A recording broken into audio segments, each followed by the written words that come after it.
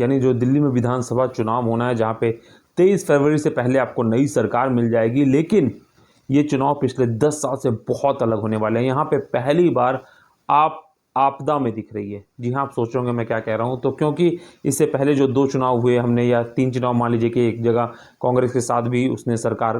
चलाई थी कुछ महीनों की, लेकिन उसके बाद 2013 से लगातार इलेक्शन जीतते और एक तरफा जीत, मतलब 60 सीट,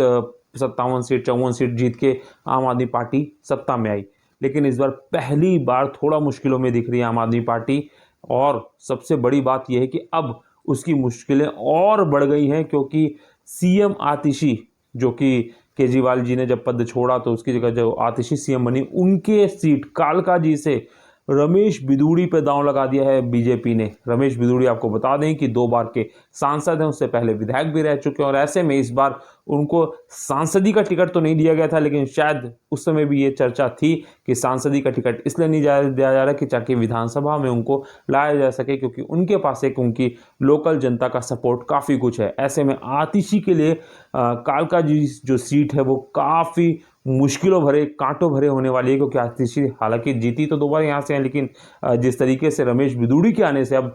जो यहाँ टक्कर है वो बड़ी कांटे की हो गई है। तो वहीं नई दिल्ली सीट जहाँ से अरविंद केजरीवाल लड़ते हैं, वहाँ पे तो टक्कर और भी बड़ी कांटे की हो गई है, क्योंकि उस सीट पे आपको बता दें कि केजरीवाल तो थे ही, और सबसे बड़ी बात, अब जो उनके परस्पर दोनों कांग्रेस की तरफ से संदीप दीक्षित जी लड़ रहे हैं, जिनकी जो माँ थी, हम सब जानते हैं कि वो काफ़ी कुछ उन्होंने काम किया कांग्रेस के,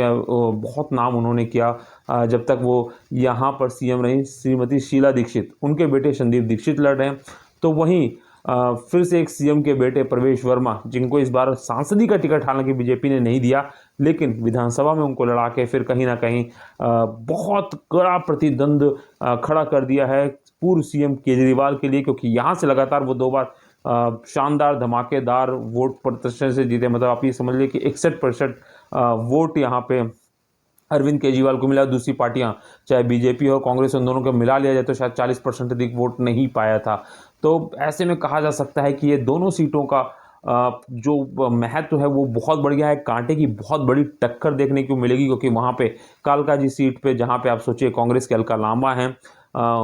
रमेश बिधूड़ी हैं, आतिशी हैं वहाँ पे, और नई दिल्ली की सीट पे तो कांटे की टक्कर होने वाली है। और ऐसे में अब बीजेपी ने इस बार अरविंद सिंह लवली को भी, जो कि आप समझ सकते हैं कि कांग्रेस में मंत्री भी रहे थे जब उन्होंने बीजेपी ज्वाइन की, तो उनको भी सीट से लड़ा रही है। और वहीं आम आदमी पार्टी से जो पहले बीएसपी में चले गए थे, जो विधायक थे, मंत्री थे, उनको भी लड़ा रही है। तो ऐसे में इस बार बीजेपी ने भी बड़ा खेल कर दिया है, क्योंकि आप सोचिए जिस तरीके से बीजेपी ने अपने कैंडिडेट्स को उतारा है, तो उसमें बहुत सोच समझ के उतार रही है और बड़े दांव लगा रही है। और अब आप ही बताइए, इस दिल्ली विधानसभा के दिलचस्पी में आपकी सीट कौन सी, और वहाँ कौन लड़ने वाला हो, कौन जीतने वाला है, साथ ही इनमें से कौन जीतने की सबसे अधिक क्षमता रखता है, कमेंट बॉक्स में जरूर शेयर कीजिए।